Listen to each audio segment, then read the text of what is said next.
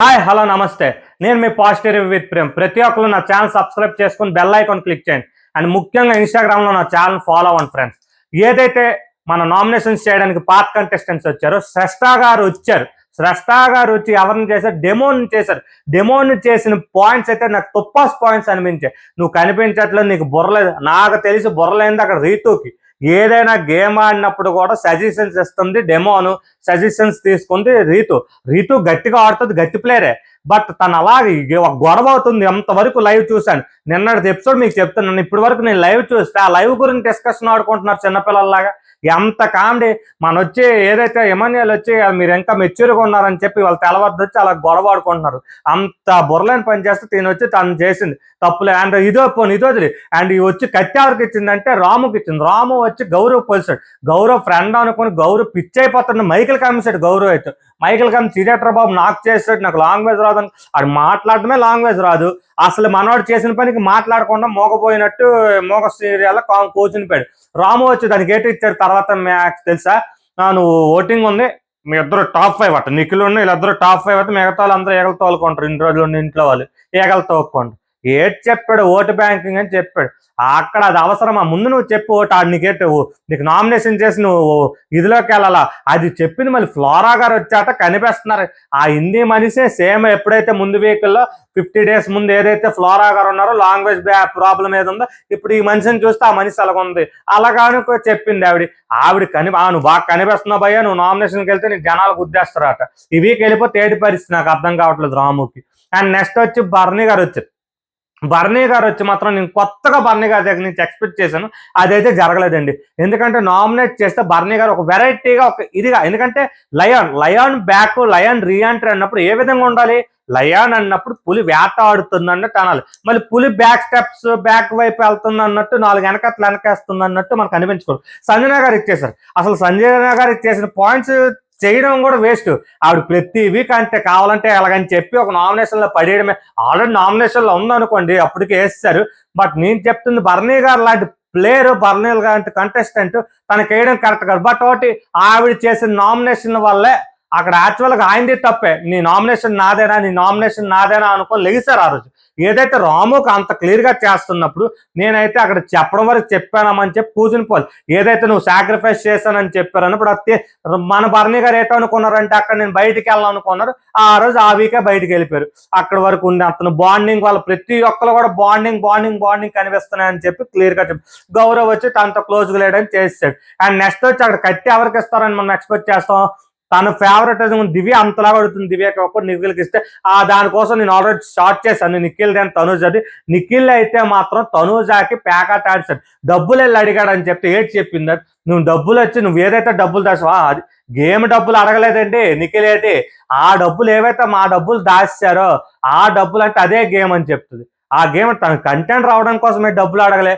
తను వచ్చి ఒక మాట అడిగితే ఒక మాట చెప్తుంది. మన ఎమాన్యుయల్ గారి గురించి అయితే ఏంటైందంటే ఎమాన్యుయల్ గారు ఇలాగ అన్నారు. అదైతే కరెక్టే. ఆయన ఎందుకు అలాగన్నారో మనకు తెలియదు. బట్ తర్వాత టెనెట్స్ హౌస్లోకి వెళ్ళాట ఆయన చెప్పారట, నేను అలాగనుకోండి నువ్వు నాకు వరకు ఉండి ఎందుకు అలా తీసుకోలేదని చెప్పారట. ఆ విషయం తను చెప్తుంది. నువ్వు ఇలాగ అన్నావని మరి ఆ విషయం తను ఎందుకు నాకు అక్కడ ఎత్తలేదో నాకు అది అర్థం కాలేదు.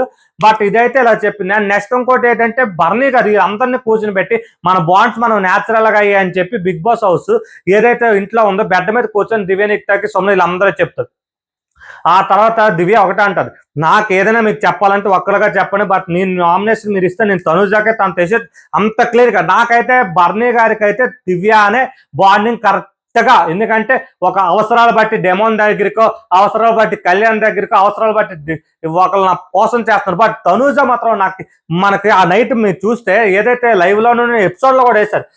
డెమోన్తో రీతోతో చెప్పుకుంటాడు ఎమాన్యుయల్, నేను అంత చేసి ప్రతి గేమ్లో చేస్తే నాకు సూటిపోతు మాటలు అంటాడట. నా పోస్ట్ గారి ముందు చెప్తుంది రీతు. అండ్ వచ్చి ఎవరూ లేరు, నాన్నే ఉన్నాడు. నేను ఎన్ని గేమ్లో ఉన్నాడు ఎమాన్యుయల్? ఆ బెడ్ టాస్క్లో వచ్చి తను చెప్పగానే ఊరుకుని పోయి శ్రీజాకి అడుగుదామని డిసైడ్ అయ్యారు. మరి నువ్వంటే ఒక సాఫ్ట్ కార్నర్ ఉండడం బట్టే కదా శ్రీజాకి అడుగుతానన్నారు. అండ్ శ్రీజాకి వచ్చి మీ నాన్న తోస్తాడు క్లియర్ కట్గా. ఎవరైనా ఏమైనా అనగలిగారా? అక్కడ వచ్చి వీళ్ళిద్దరు ముగ్గురు కలిపి బర్నీ గారు తోసగలిగారా? అండ్ ఎంత నీకు సపోర్ట్ జరుగుతున్నా నీకు అవసరం బట్టి నాన్న అయితే నాన్న ఇప్పుడు మాధురి గారితో మాట్లాడడం మానేస్తుంది. నువ్వు ఎపిసోడ్ ఇప్పుడు లైవ్ చూసిన ఎపిసోడ్ చూస్తే ఇప్పుడు ఎపిసోడ్ బట్టి వేయలేదు అనుకుంటాను. లైవ్ చూస్తే మీ నాన్న వచ్చాక మాధురి గారితో మాట్లాడడం తగ్గించావు. నాకు ఎంత క్లియర్ గా తెలుస్తుంది. అండ్ వచ్చి ఏదైతే బర్నీ గారు మాత్రం ఒకటి గుర్తుపెట్టుకోవాలి, బర్నీ గారితో ఉన్న ప్రతి ఒక్కరు ఆయన స్నేహితులు కాదు, బాండింగ్ కాదు, ఆయన చెప్పే స్థితిలో ఉన్న వ్యక్తి ఎంత ఒక సజెషన్ ప్రక్రియ పెడితే ఒక ముగ్గురే కళ్యాణ్, ఎమాన్యుయల్, మాధురి అవతల పక్క శ్రీజాకి ఇచ్చారు. కళ్యాణ్, ఎమాన్యుయల్ వచ్చి నువ్వు ఆర్గ్యుమెంట్ లేక చేస్తావు అది తగ్గించుకోమని చెప్పి ఇచ్చి, మాధురి గారు మైండ్ వర్డ్స్ అంటే నువ్వు ఇలాగా ఆవిడ వాళ్ళిద్దరి మధ్యన అసలు పడట్లేదు. స్టార్టింగ్ వచ్చినప్పుడు ఏదైతే మీ పేరు మాధవి అని నా పేరు తెలియదు అన్న దానికోసం డిస్కషన్ ఇప్పటికి రీఎంటర్ అయినా మళ్ళీ జరుగుతున్నట్టుంది. పోనీ అక్కడ మర్చిపోయినట్టు ఉంటుంది. నేను రాగానే కూడా నామినేషన్స్ చేసినప్పుడు ఆల్రెడీ చెప్పాను, మాధవి బయట మా ఫ్రెండ్స్ కాడి కానీ ఎవరికి తెలియదు అని. శ్రీజ మాత్రం ఇది మానుకోలేండి. ఒకరితో మన ఇంట్లో ఉండాలంటే బిగ్ బాస్ హౌస్ లో బాండ్లు ఇంపార్టెంట్ కాదు అనవసరం, కానీ ఒకరితో సపోర్టింగ్ మాత్రం ఇంపార్టెంట్. బాండ్లు మెయింటైన్ చేయడం తర్వాత సంగతి. బట్ ఇంట్లో మనం ఒక సాఫ్ట్ కార్నర్, ఇప్పుడు సుమనన్ ఉన్నాడు, సుమనన్ ఏటాడేస్తున్నాడు అండి, నాకు అర్థం కాదు. సుమనన్ వచ్చి మన బర్నీ గారికి ఏటిచ్చారంటే బాండ్స్ ఉన్నాయట, గేమ్లు కనిపించట్లేదట. లీడర్ బోర్డులో ఉండి ఇద్దరు దివ్యనిక్తాను బర్నీ గారు సేఫ్ అయిన వ్యక్తి ఈ ప్రభంజనం క్యాండిడేట్ వచ్చాట గేమ్ల గురించి చెప్పాడు. సో మన బర్నీ గారి స్థితి అంత ఘోరంగా ఉంది, అసలు నాకు అర్థం కావట్లేదు. అది వచ్చి ఆ మనిషి ఆడుతుంటే ఆయన మనిషి ఏంటి, ఎవరి దగ్గరికి వెళ్ళినా ఒకరితో గొడవ పడ్డు ఏదైనా ఒక మాట చెప్తాడు, లేదంటే కామ్గా అబ్జర్వ్ చేస్తాడు, కామ్గా వింటాడు. సుమన గారు ఈ రోజు కూడా బిగ్ బాస్ హౌస్ లో ఒక సాఫ్ట్ కార్నర్కి ఏర్పడడానికి కారణం అది. శ్రీజ ఎందుకు కాదంటే శ్రీజ ఇలా గెలుకుతుంది ప్రతిది కూడా. ఒక ఇంత లైన్కి 2 మార్క్స్ క్వశ్చన్కి వచ్చి 14 మార్క్స్ క్వశ్చన్ ఆన్సర్ రాస్తే ఎవరికైనా చిరాకేసి 2 మార్కులు వేస్తాడు, 14 మార్కులు వేసి అలా చేస్తుంది తాను.